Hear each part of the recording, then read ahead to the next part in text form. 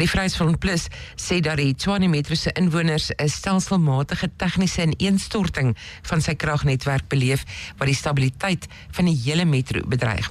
Vir meer hieroor sluit VF Plus raadslid in die Tshwane Metro, Nick Pascoe, nou by my aan. Goeiemôre, Nick.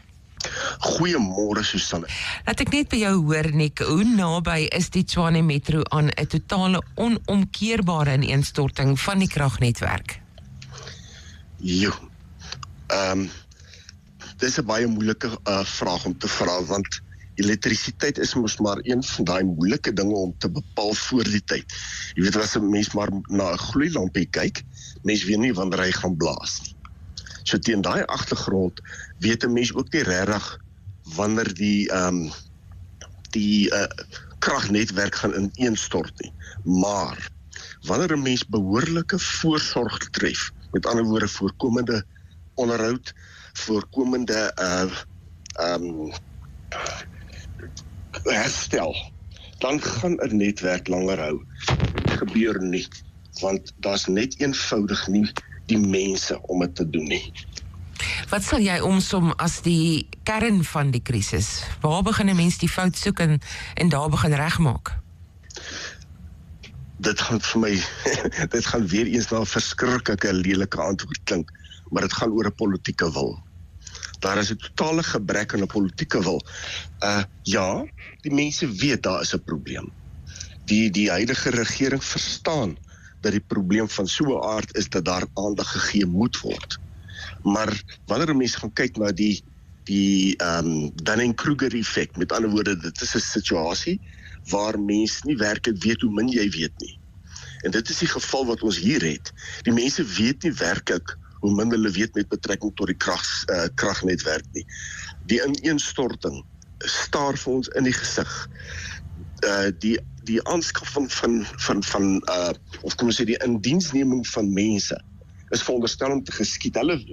Ek is amper seker hulle het amper nagmerries daaroor. Maar dit gebeur net nie. Want daar is net nie 'n politieke wil om hierdie probleem in die oë te kyk en om te herstel nie.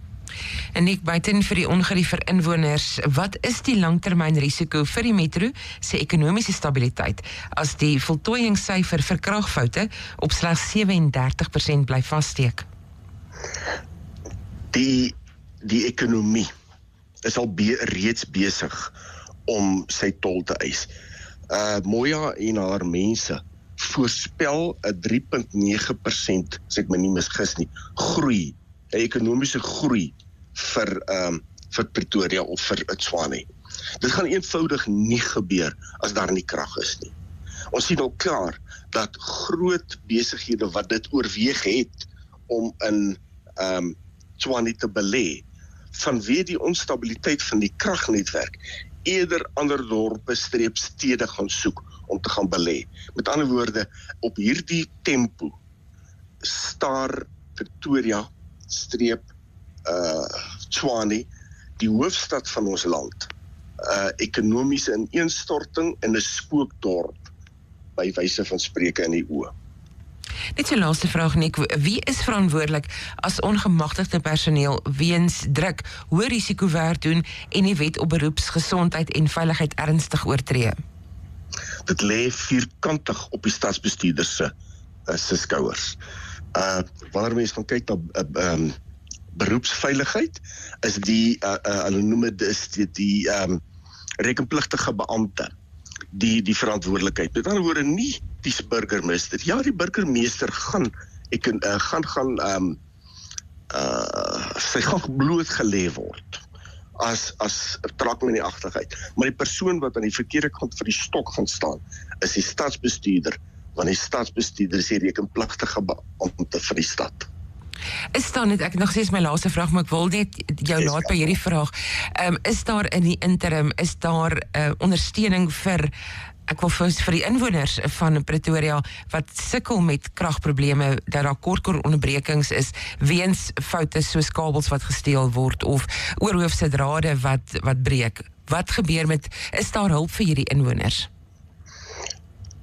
My voorstel aan die mense is tweeledig. Eerstens, begin by jouself in die sin dat jy het sy 'n kragbron of een of ander so iets aanskaf om ten einde wanneer daar 'n kragonderbreking is, ten minste iets reg te ten minste jou yskaste aan die gang te kry.